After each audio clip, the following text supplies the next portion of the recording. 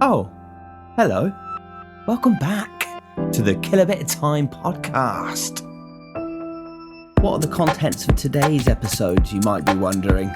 Well, can you run a bath too hot? Stay tuned to find out.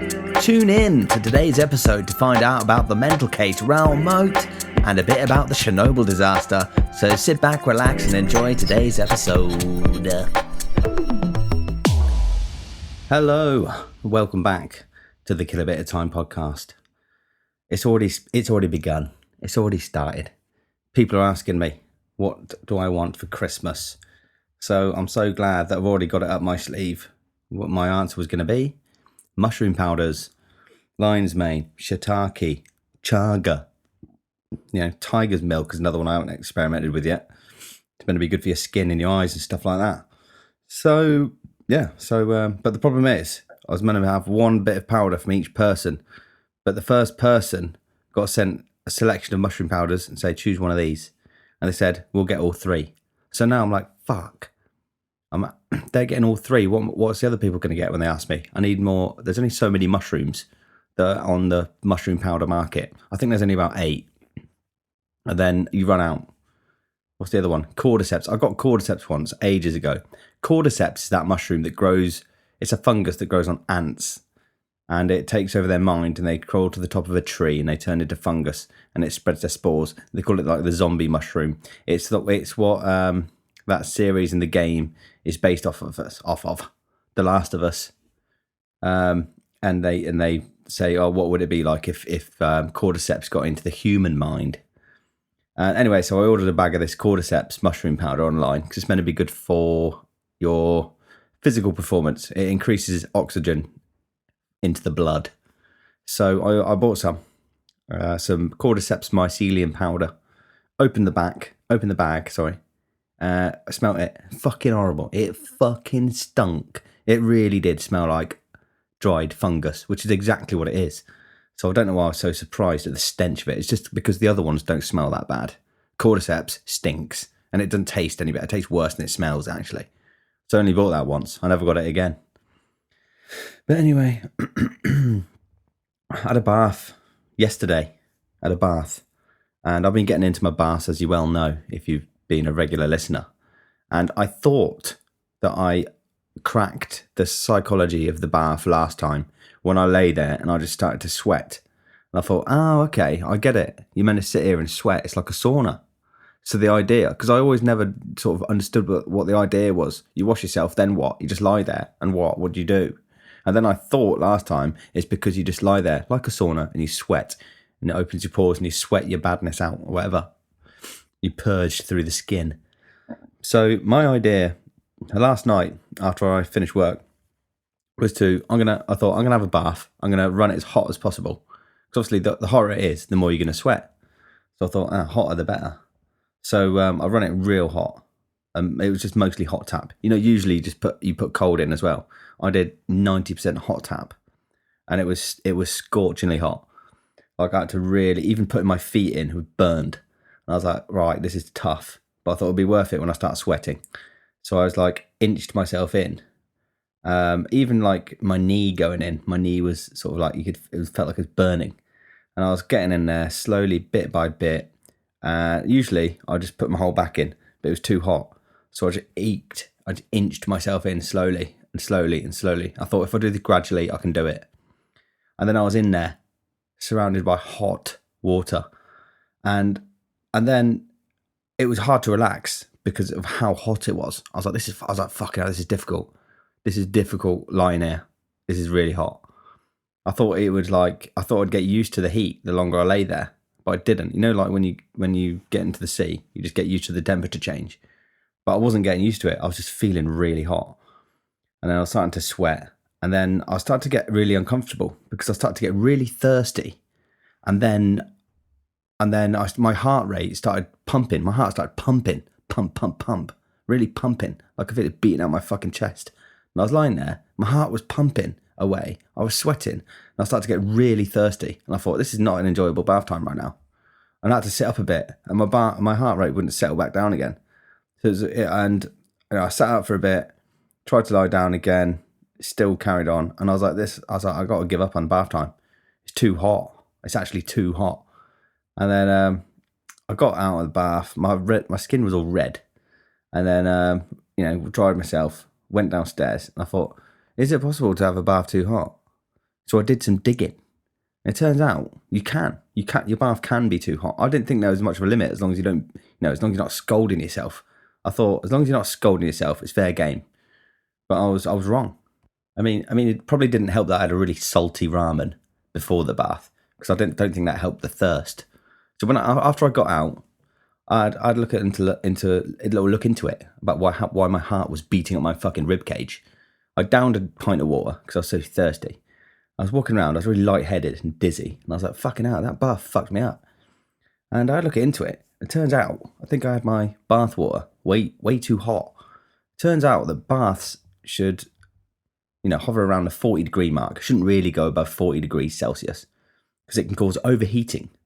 And if left long enough, it can cause heat stroke. And I reckon my bath water was about 50 degrees. It was quite hot. I could quite happily have a cup of tea that hot. And I was just sitting in it, pumping. And so next time, I need to have my bath water cooler. And I need to bring some water with me in case I get thirsty. And I've learnt my lesson. Because bath time can be dangerous, I've discovered, if it's too fucking hot. Because it can cause you fucking heat stroke. Anyway, whilst I was in there trying to relax, I did have some ponderings. I couldn't really let my mind go because my mind was just thinking, fucking hell, I'm hot. I couldn't relax. And it's only when you can relax that you can let your mind off the leash. But when I did manage to let my mind off the leash a little bit, I was just looking at a razor. And it got me thinking about how sharp something could be. Because I thought razors are pretty sharp. But I thought it can't be the sharpest thing in the world. I thought samurai swords must be up there. So I had a little look into it. And it turns out the sharpest thing there is something called a tungsten nano needle. And at its point, it's only 1 atom thick at the tip. But it's too brittle for any sort of practical application. It would just, that little atom would just crumble. And so would the next, probably fucking 1,000 underneath it, you know what I mean? It's too fine a point. What do you need that for? Another thing that was quite sharp is something called an obsidian blade, which is made from something called obsidian glass, which is like volcanic glass that's formed. Not from not sedimentary? What sort of rock is that? Igneous rock, is it? I think it's a type of igneous rock, which is only a few atoms thick at the tip. If you break a wedge of this fucking obsidian glass off, it's only a few atoms thick at the tip. And it's used for some high precision surgeries. But again, it's very brittle. So I don't think it's very practical. But it just shows like some of these scientists, they've got too much fucking time on their hands, haven't they? Pissing about with 1 atom thick needles. What are they doing? Who's funding that research? Oh, we got anything on today? No, they've got about 50 fucking scientists on the payroll. Well, what do you want to do? Oh, should we see how sharp we can make something? I bet it was like that. I don't think there was any need for it. I don't think there was a reason. I reckon they were just having fun. I bet they were like, how sharp can we make something? Let's do it. Fuck it. It's like when they made a pair of glasses for a fly. Like they're just pissing around now. How small can we make a pair of glasses? How sharp can we make this? Why don't you try and cure cancer instead of just how sharp you can make a point? Anyway, I watched something about this bloke called Raoul Moat this week. And I'll fill you in on what he's like and what it was about, this fella, Raoul Moat. Actually, I think we can turn this into a bit of a feature, can't we? Because it's a bit of a strange name. So we'll do the old strange names feature. And this week's strange name is Raoul Moat. Thou have a strange name. So here it is. The bloke with a strange name this week is a fella called Raoul Moat. I don't know if I'm pronouncing that correctly or not. Raoul Moat, something like that. I'll give you a little backstory. He's a bit of a nutcase anyway. And he used to knock about Northumbria sort of area. He smoked crack. He did, weightlifting, taking the older steroids and things like that. He was a big bloke. He was a doorman. You wouldn't want to fuck with him. He was a big fella. He was tall. He was built. And he was mental. And he went to prison for something. I can't remember what. And he had a missus at the time when he went in prison. Got arrested and that. And then when he got out, he found out that his missus was with another fella, and that pissed him off something good. And then he started calling up his missus going, look, whoever this fella is, I'm going to fucking brick his head in.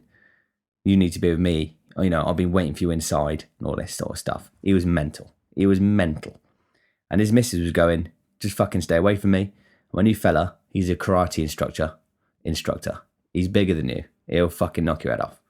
So now she's saying to Raoul Moat, look, my new fella's bigger than you and stronger than you.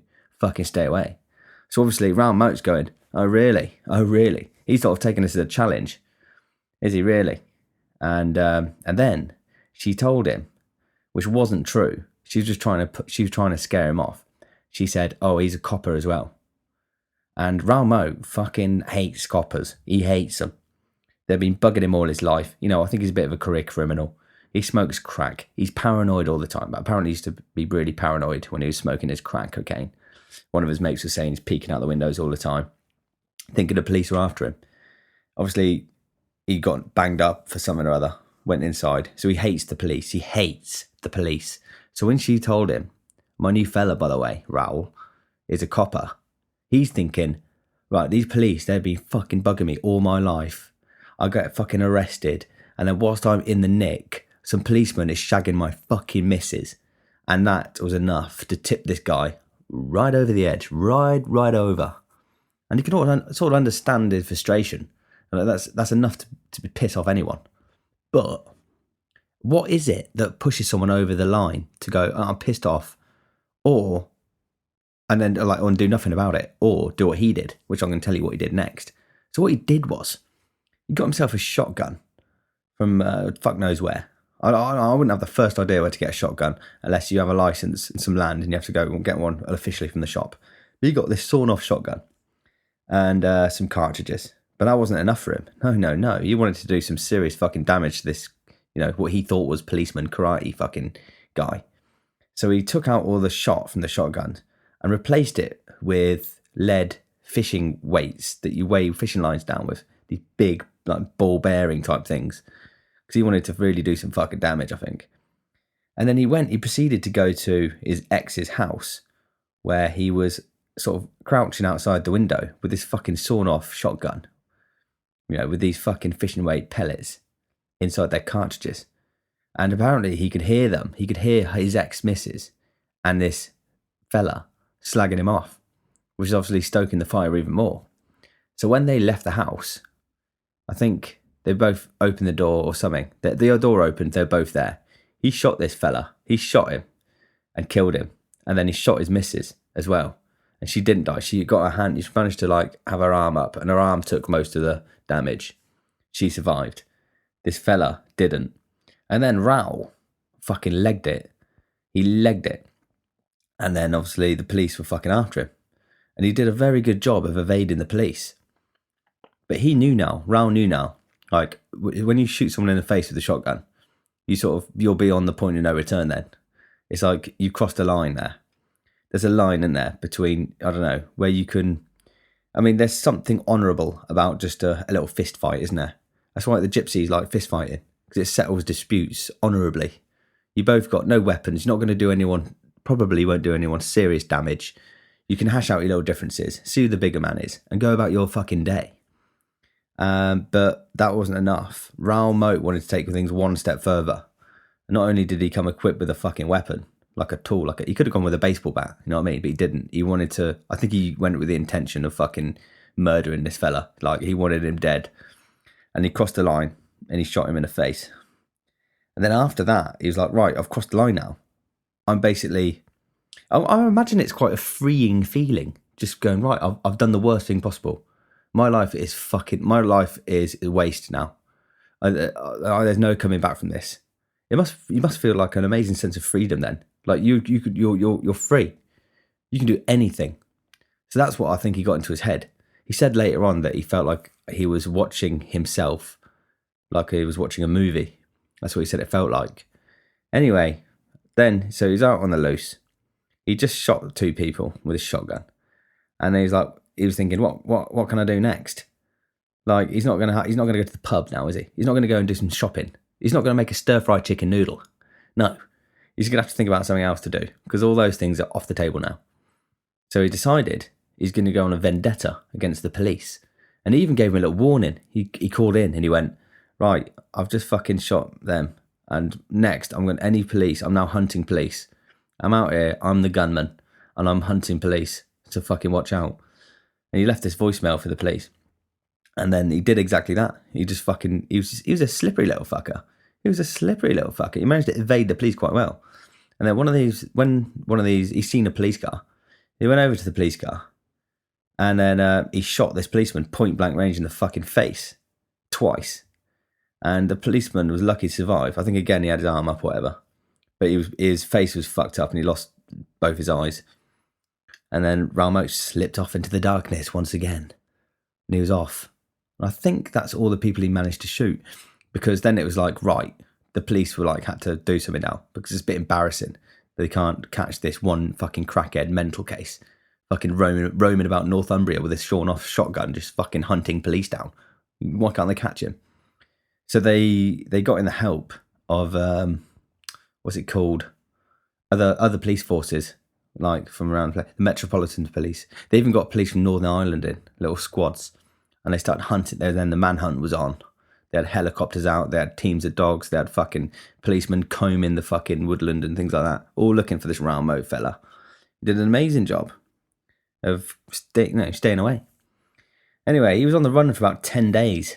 10 days, still nothing. Where the fuck is this guy? They were like, what?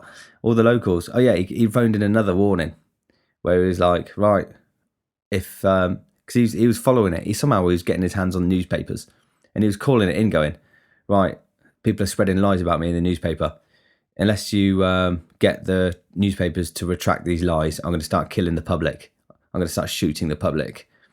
And then obviously after he made the threat to the public, they had to then warn the public. And they were saying to the public in the nearby villages and that, where they think he was, they're like, stay inside. Don't go out unless you have to, because there's a gunman on the loose and you're at risk. So everyone was shitting themselves a little bit. The fucking Raoul Moat were going to pop round the corner and pop him in the ass with a shotgun. So everyone was a little bit on edge. This Raoul Moat fella. And he did well. He did really well. 10 days is good. They found a little tent and a sleeping bag where he was staying, just in the corner of this field. And they reckon he was sleeping in caves and things like that, and eating like vegetables out of people's back gardens that they were growing. And that's how he was surviving. And anyway, one thing led to another. Raoul Moat, I think, just got bored eventually. Like anything, just get bored. He's like, right, I've had enough now. I'm starving. I'm tired. I'm sleeping rough for 10 days. And the police clearly can't fucking catch me. So he just walked back to the village, and he started just walking along the canal. And someone called it in. They seen fucking Raoul Moat walk past with a shotgun. And then he ended up in this field, and the police turned up, and he had a shotgun against his own throat, held the shotgun towards his own throat, so they couldn't shoot him because he was threatening his own life. And eventually, then fucking Paul Gascoigne comes down. Paul Gascoigne, Gaza, off his tits on fucking Charlie or whatever. He thought it would be a good idea for him to talk Raoul Moat out of this situation. This bloke who's lost his head, his life is done. He shot 3 people, killed one of them. He's fucking been on the run. There's been a fucking manhunt going on for 10 days. And fucking Gaza, Paul Gascoigne thinks he can calm the situation down with a chicken sandwich, 4 cans of lager, and a fishing rod. He was like, I'll sort him out. Let me have a chat to him, poor lad. I said, Gaza, mate, this is not the time. Obviously, the tabloids were fucking loving that. There's pictures of fucking Paul Gascoigne with a chicken sandwich and a fishing rod. And Gaza's here to save the day. Gaza, do you really think the Metropolitan Police are going to be like, yeah, Paul Gascoigne's here, send him in. He's got a chicken sandwich, send him in with a chicken sandwich and a fishing rod. What in Gaza's mind, he must have thought, maybe I'll talk to him. We'll do a bit of fishing. We'll crack open a tinny and we'll just talk about it. This guy's got a shotgun to his own throat. He's just fucking shot 3 people, Gaza. What? I think that Paul Gascoigne fella's lost it. I think he's lost the plot. But anyway, one thing led to another. Raoul Moat obviously realised that it's done for him, and he just shot himself in the head, and that was it. That was the end. But the whole thing just got me thinking about how I don't think that can happen these days. Surely you would. It'd be easy to get away. It was easier to get away back then. I mean, it wasn't that long ago. I think it was only about 10 years ago, something like that. Maybe 15 years ago, something like that. But nowadays, really? Could you be on the run when there's a fucking manhunt going on for that long? And if it was me, I mean, I've got my plans. I mean, everyone thinks about what they would do in that situation, don't they? And I've got my own escape plan, which I'm not going to broadcast on this podcast because that'd be ridiculous. Imagine if I did something one day and I needed to escape and the police were like, oh, well, he told us where he was going to go on that podcast. All right, I've got my own plan. I've got my escape plan. And unfortunately, I'm not going to be able to disclose that information on this podcast because I need to keep it under wraps just in case I need to pop that bad boy out one day. But I can tell you my plan B. No, I can't. I might need it. But let me just say this. I reckon I can outdo is 10 days because I've got a fucking sterling plan. 10 days. I think the trickiest thing, I think it depends what time of year it is as well. It's obviously going to be easier in the summer because you can sleep outside. And that opens up a lot of options for being on the run.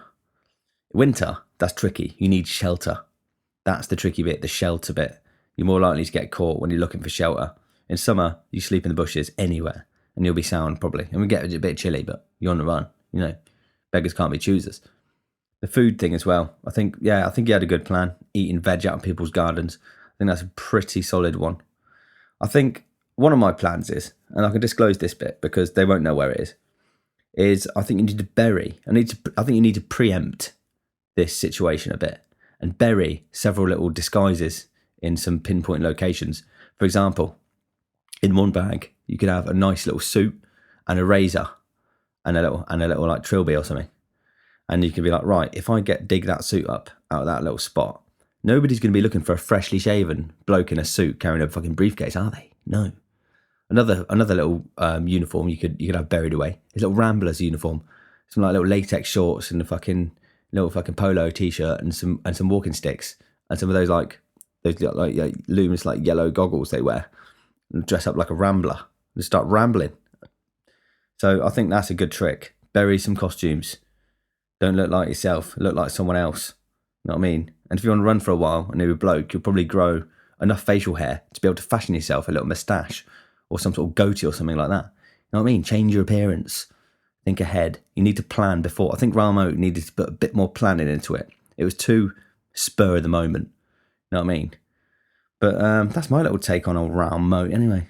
Is he as strange as his name was? Yeah, I think he was, because most people, even when they get pissed off to that point, they're not gonna take steps to carry out this fantasy that he had in his head. And even if you began to do it, like there's plenty of opportunities to turn around. Like you purchase, even if you get to the point where you purchase a shotgun, you stop there. You know what I mean? Stop, turn around. But he just followed through. And I think that's why he's really strange. Not many people do that. You know what I mean? So that pretty much concludes today's feature of, what's it called? A strange name. He's got a strange name. Is he as strange as his name was? Yes, Raoul Moat is a little bit strange. So next up, I'm going to do a cheeky little plunge on the Chernobyl disaster because I've been well into it recently. I've been looking up about radiation and Chernobyl. It's granted me solace in times of despair. I can just always think about Chernobyl, and it gives me a little thing I can think about when I'm trying to sleep or whatever. Anyway, here it is, a cheeky little plunge. Cheeky little plunge. So this week's cheeky little plunge started like so. I came out to my car the other day, right? And we've got a white car. And I noticed that all over it was these like yellow droplets. Yellow droplets all over the car. And I was like, oi, this is out of the ordinary. This is prime, potential podcast material. I'm going to get to the bottom of all the yellow droplets all over my car. So I did a bit of digging. And then the first thing that came up when I Googled what's all these white droplets over my car was bee droppings. It said it might be bee droppings. Now I've said this about Google before, covering things up. Like when I noticed that the apples from the supermarket weren't going off and the ones from my tree were. And then Google said it's because of the Chernobyl wax, which has turned out to be bullshit. It's actually the chemicals that they're putting in there, the preservatives. Google tried to, bring in this facade of wax first. So I thought that's what it was doing to me again. I was like, bee shit. I'm not having that. Now, what are the chances that a swarm of bees? I mean, it was covered in little yellow droplets. What are the chances that like hundreds of bees all collectively just shat onto my car? I thought, nah, there's no chance. I need to do some more digging. I'm not having that. I was just instantly suspicious. So I carried on my research, and it seems as though it's the most likely reason behind it is that there's pollen in the air settling on the car, and then as the moisture from the morning dew or whatever comes up, it sort of turns into these yellow droplets. So it's probably that, or it could be dust and sand particles in the air.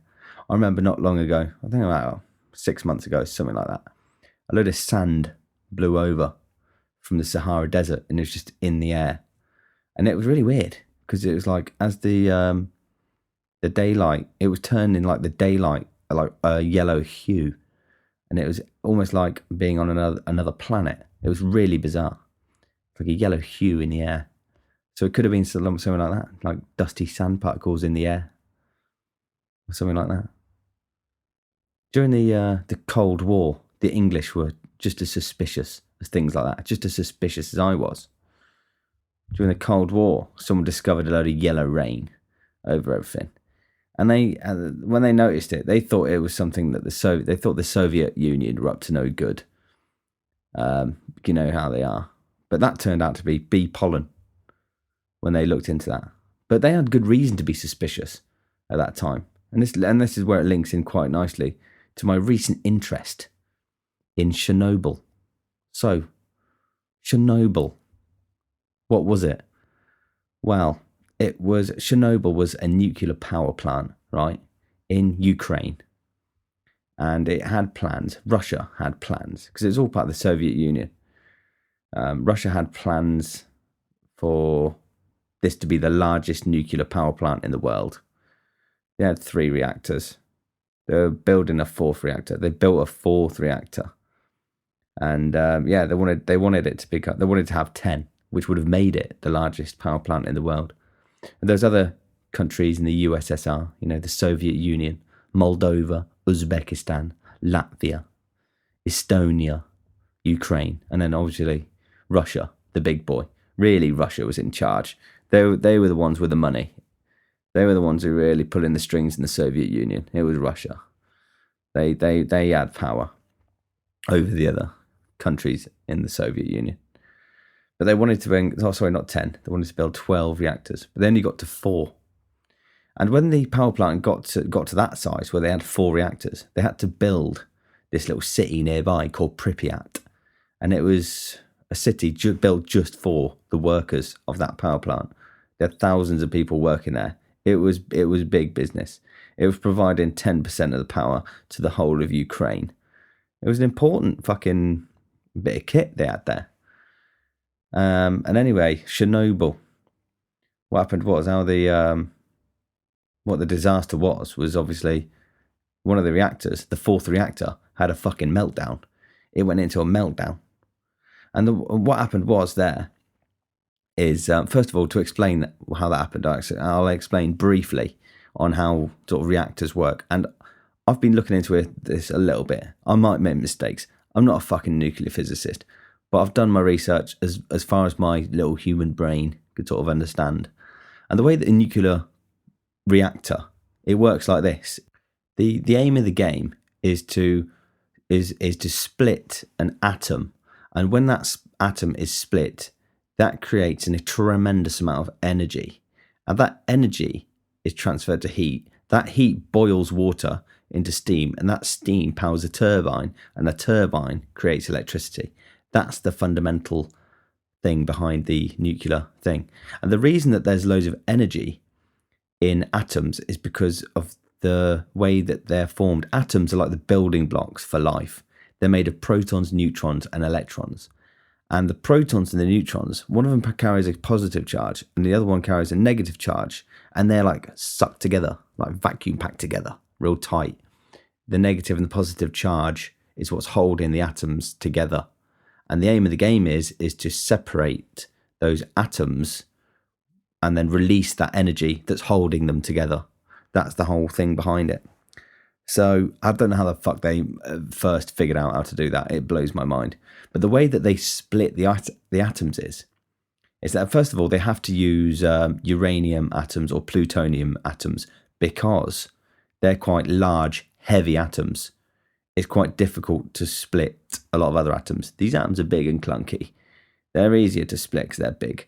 There's lots of other atoms in the world that would produce radiation if they went through the same process. But the reason they use uranium and plutonium is because they're big, heavy atoms and they're easy to split. And that the way they split them is fucking mad. I don't know how they do it, but they get these what's called a free neutron. And it's a little neutron on its own. These little neutrons, or they're called thermal neutrons. These thermal neutrons they're fucking flying around. They're pinging around well quickly. Don't forget the old uranium atom. The nucleus of that atom is made of protons and neutrons. Okay, but they get free neutrons, just neutrons on their own. It's not an atom. It's like a part of an atom, and they're flying around everywhere real quick. And then the theory and what happens is when these thermal neutrons strike the nucleus of a uranium atom, it breaks off neutrons from that uranium atom. And then what happens is those neutrons that break off of the uranium atoms, they also start pinging around. They become free neutrons. And then they will also hit another uranium atom, and it causes a chain reaction. And then there's just fucking shitloads of neutrons pinging around like fucking ping pong balls, all hitting more of the uranium atoms. And it creates this thing called nuclear fission. And that's what releases the energy and the heat. And then so what they do is, these uranium atoms, they're all clustered together in the form of a big nuclear uranium like rod. These rods are about 12 feet long and about a foot wide, and they're made of a composite of ceramic and uranium. That's what they're made of, and they last about 3 to 7 years. Because you've got to remember, like, there's only so many times these uranium atoms can be fucking broken apart before they start running out. They don't last forever. These nuclear rods, these uranium rods, eventually they have to be replaced. And the mad thing is, when they replace them, the old rods are still so hot and so fucking nuclear that they put them in these pools to cool down the used ones, the spent uranium rods. They put them in these pools of water, and it takes them years to cool down, years just to fucking cool down, which is pretty mad. But anyway, so they've got this nuclear reaction taking place in this big pool of water, and the risk that they have is that they don't want it to overheat, because if you left it untreated, that chain reaction, that nuclear chain reaction, would turn into like, a little bit like a nuclear bomb. A nuclear bomb has the same nuclear reaction that a nuclear reactor does, apart from they don't control it. The nuclear reaction is just left to fucking fly, and it fucking explodes. So what they do is, to harness the energy, you can control the nuclear reaction in a nuclear reactor on a power plant, is they put these control rods in, they're called, and they're made from boron. So they insert these boron rods, and what the boron rods do is they attract all the free neutrons that are pinging around, the little ping pong ball fucking neutrons. They're like a magnet for them, and they all stick to that, which slows down the nuclear reaction. So if it's getting too hot, the temperature of the nuclear reactor is getting too hot, they say, right, put the control rods in.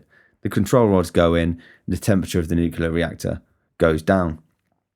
And as well as that, they have to constantly be funneling water through to make sure that the place is kept cool as well. They use water to keep it cool as well. And that same water is what produces the steam, and the steam produces the power for the turbines to go round. And that's how it all works, as far as I can understand it. If I've missed out anything out, I apologise. But so there's 145 neutrons roughly in a uranium atom. So obviously they're not going to last forever. And like I say, the rods last about 3 to 7 years.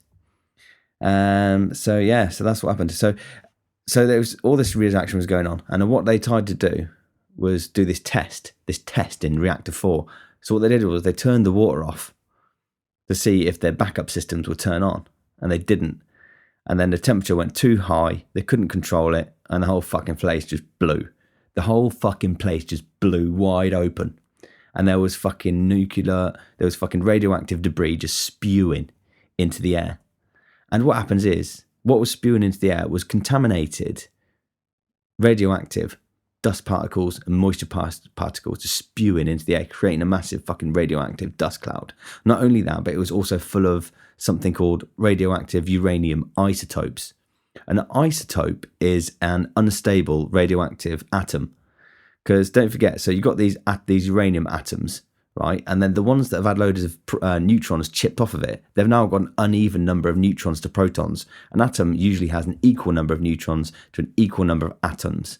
And when they've had a load of neutrons chipped off of it from that nuclear reaction, they're now damaged, unstable uranium atoms, which are highly radioactive, and they're called uranium isotopes. And there was loads of them fucking floating around in the air as well. So this place was bad fucking news. First people on the scene, firefighters, because the place was on fire, and they're the ones that got hit with the worst of it. And they were there. They were there on the scene trying to put this fucking radioactive fucking fire out to this exposed nuclear core of a fucking reactor. And they started being sick and like passing out and things like that. They were getting big doses of radiation. And I don't think any of those first people survived. They were getting fucked up by this radiation. They were getting fucked up, like seriously. And it's a weird thing. It's like radiation. It's an invisible force. You don't know you're getting fucked by it till later. The first symptoms is being sick, and that's when you know you're going to be fucked. One of the ways they tried putting out the fire was to send helicopters over and drop sand and boron directly into the nuclear reactor core that was exposed.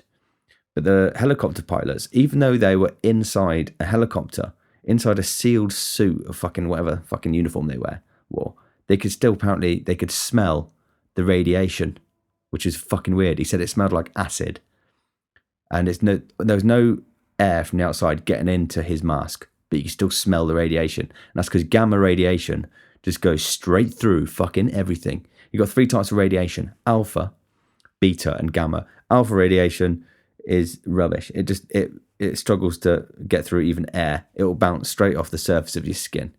It's more dangerous if it gets into you because it can't escape your body. Alpha radiation is what they use in smoke alarms. So it's got a little radiation. It's got a little bit of alpha radioactive material in there. And it's all got a sensor. And if the smoke gets in between the alpha waves and the sensor, that's when your smoke alarm goes off. You've got beta. Beta still won't get into your body from the outside. It won't cause that much damage. It's the gamma radiation which will fuck you up. It'll go straight through you. Straight through. I remember watching these World War people talk about when they witnessed the atom bomb going off. And they said they were told to cover their eyes. And they covered their eyes with their hands. And when the atom bomb went off, they could see through their eyelids, through their hands, and the skeletal systems, the skeletons of their comrades around them. That's fucked up, innit? It's like a giant X-ray, innit? So yeah, the gamma radiation, it's a weird thing. And then all these helicopter pilots, these fucking fire people, and as well as fucking thousands of other people were badly affected by this radiation. You get radiation burns. The hospitals, they didn't know what was going on because they haven't had this sort of thing before. So they're getting loads of people coming in with like these burns on their body from radiation. And they were prescribing people to rub milk on there because they didn't know what it was. They were like, milk? Should we add milk to that burn? Which you shouldn't do anyway. So I don't know why the fuck they provided milk for these burns. But other things that happen to you if you get radiation poisoning. The first symptoms are you're being sick. You lose all your hair. Your gums start bleeding. You might lose some of your teeth. Your nose might start bleeding. You get internal bleeding. That's like the initial thing. And then you get wiped out. And then over time, thyroid cancer was a big one. Other types of cancers, leukemia, it was a big one for leukemia. And then if the gamma radiation fucked up your reproductive organs and your DNA, because at the end of the day, gamma radiation, it rips through you. It affects your DNA. It caused a lot of people to have mutated and deformed children for years afterwards. fucked up. For like 20 mile radius around Chernobyl, the forest turned red. And it was called the Red Forest. It's still called the Red Forest today. So yeah, that's sort of the symptoms of this bitch. Radiation is mad, isn't it? But what's even madder is, after the reactor 4 blew up, they kept the other 3 reactors running. Because they needed the power. And they just put this big sort of like tomb over the reactor 4, tried to cover it up, tried to pretend it wasn't happening. And yeah, it's weird. It kept that, and that fire was burning. That nuclear fire was burning for 10 days, just spewing fucking debris into the air around the place, forming this dust cloud. The little people of Pripyat, the city that they built, they didn't even know what was going on, other than rumors. Other countries around knew what was going on before the people of Pripyat did, because the Soviet Union tried to close it down. They cut off all communications to Pripyat, so the people, they couldn't phone out, and nobody could phone in. And they tried to cover it up. But what happened was, how they got busted was in Sweden, at this other nuclear power plant. Someone was on their way to work, just doodling to work, and obviously at power plants you have to go through these little Geiger reader counters to make sure you're not leaving the plant contaminated with radiation. Anyway, this bloke was on the way into work, and he set the fucking alarm off. And he's like, that's weird. I shouldn't be setting the sensor off on the fucking way in. So that obviously means the contamination's coming in from outside the plant. And then they did some calculations, looked at what way the fucking wind was blowing, and they quickly realised that this fucking radiation was coming from the direction of the Soviet Union. And then other people started to notice it. Other places started to realise. And they're all calling up fucking the Soviet Union going, what's going on over there? Have you had something happened? And they're going, no. They just denied it. No. But eventually, they just had to fucking fess up, because too many people were realising. They're like, what's all this fucking radioactive shit in the air, guys? Who was it? Who fucked up? Because there's a big radioactive fucking dust cloud fucking sweeping around. And Russia were just sneaky little cunts. What they even did was, this cloud, right, this big radioactive dust cloud was heading towards Russia. And what they did was, they sent out some planes, and they shot it with this stuff. I don't know, I should have looked at what the chemical was called, but they shot these clouds with this chemical that caused it to rain down. So it rained down instead of blowing across. And then it pissed it down with radioactive rain and radioactive debris all over Belarus. Poor Belarus. But Russia was like, better them than us. They fucked up their little USSR neighbour in the process. It's weird, because that place now is going to be dangerous for thousands of years. Radiation lasts for thousands of years. And the people that were like hired, or the volunteers that were sent in to do the cleanup, they were the ones who were treated like shit, really. I think one of the big projects was cleaning the roof of the other reactors that were covered in all this radioactive debris. They tried sending up robots. The robots couldn't do it, because there was the stuff on the roof was so radioactive that it was just frying their fucking computer chips. Even the robots, they couldn't stand it up there. Their computer chips were getting fried out, and they just broke down. So they sent people up instead. And they had to do like 15 minutes on, and then that was it. That's all they could do for the day or something like that. They could only work up there for 15 minutes, because then they would just start being sick. And then they would obviously die like a few months later. Like, there was thousands of casualties, and a lot of it was from the cleanup. Contamination. There's two things that happens. You can either get contaminated, or you can get irradiated. If you're irradiated, it means that your cells and your DNA have been damaged by gamma radiation. If you're contaminated, then it means that you're covered in fucking radioactive material. And then if you're contaminated, you can irradiate other people. There's this classic example of one person helping a firefighter away from the scene.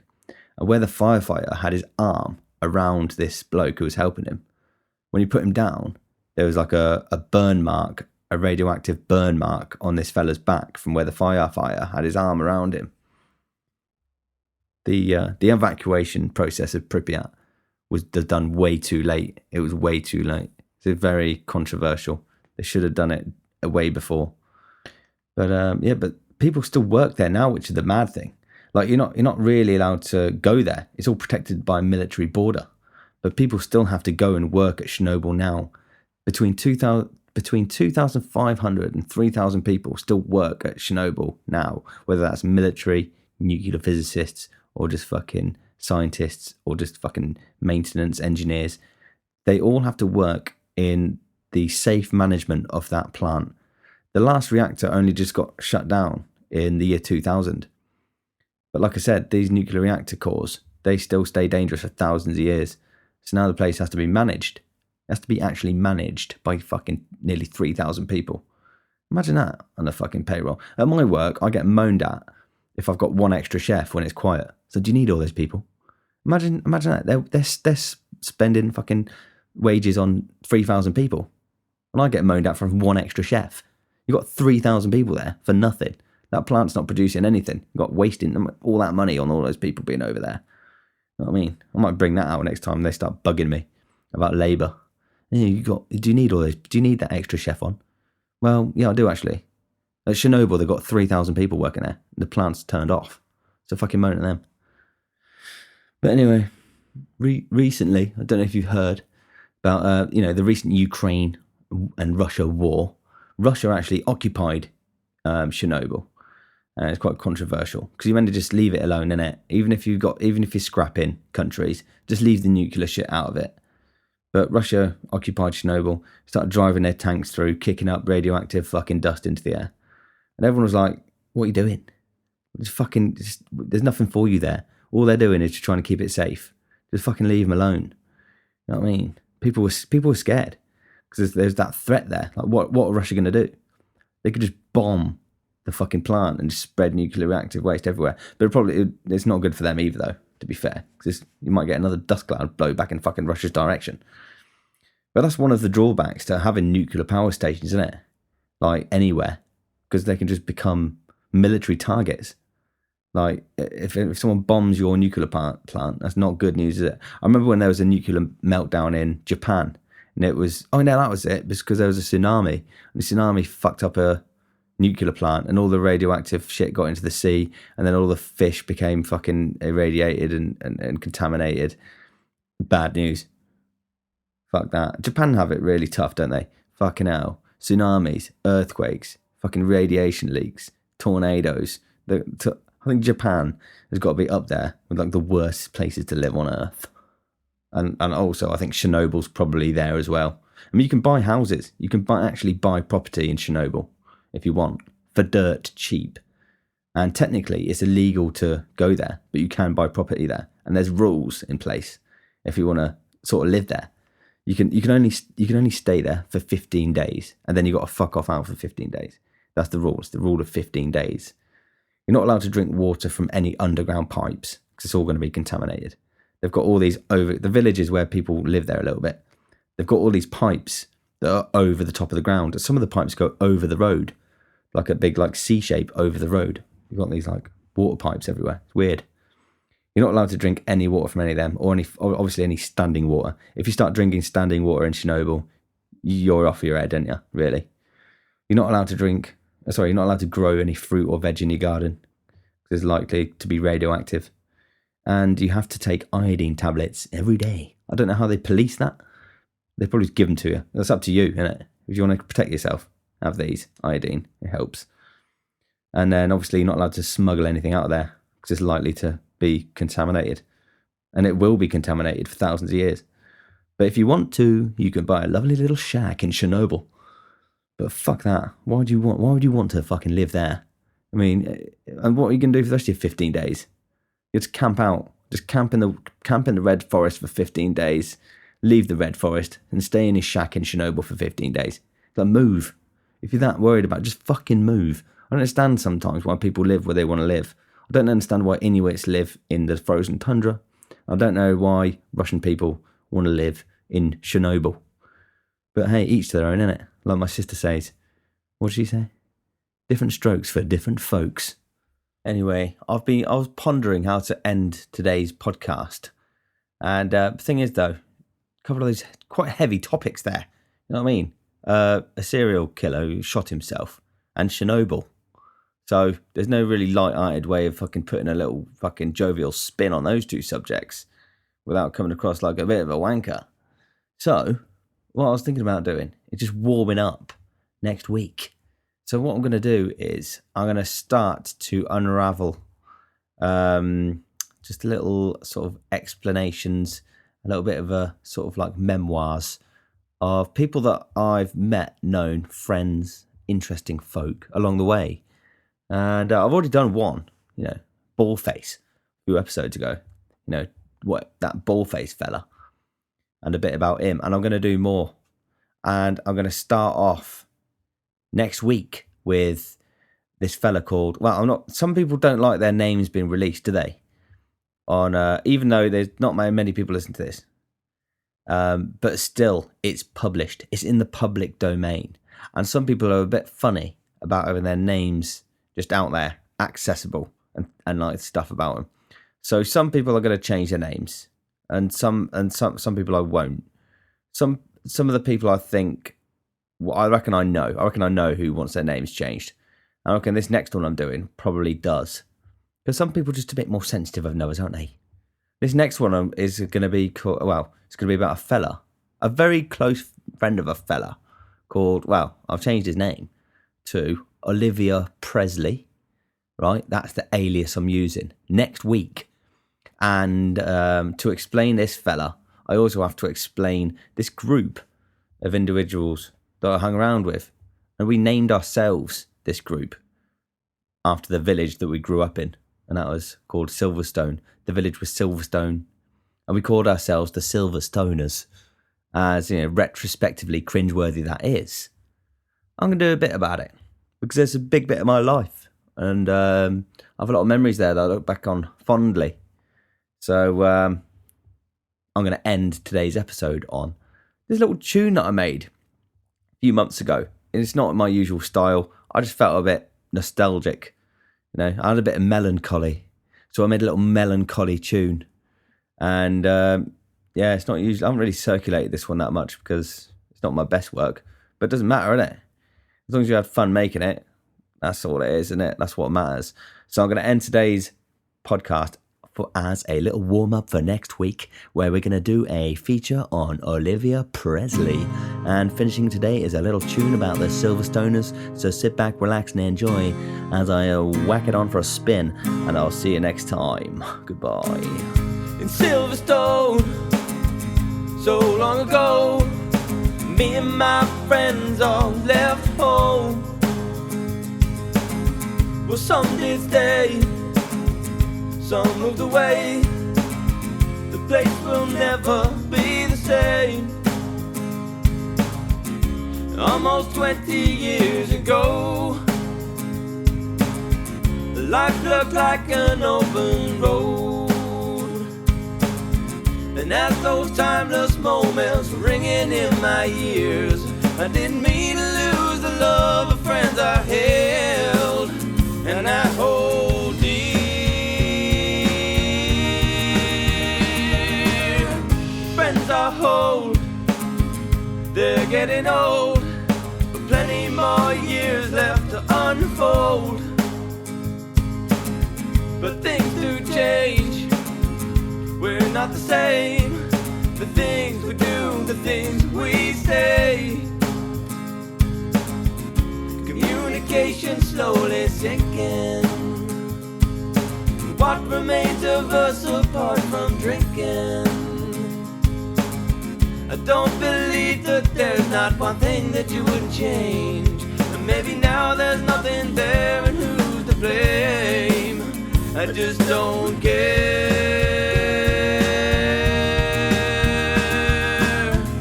And I will wish you all the best. Been so long since we went west. Time has passed for looking back in vain. Just give me the chance, I'll do it again. Oh, yeah.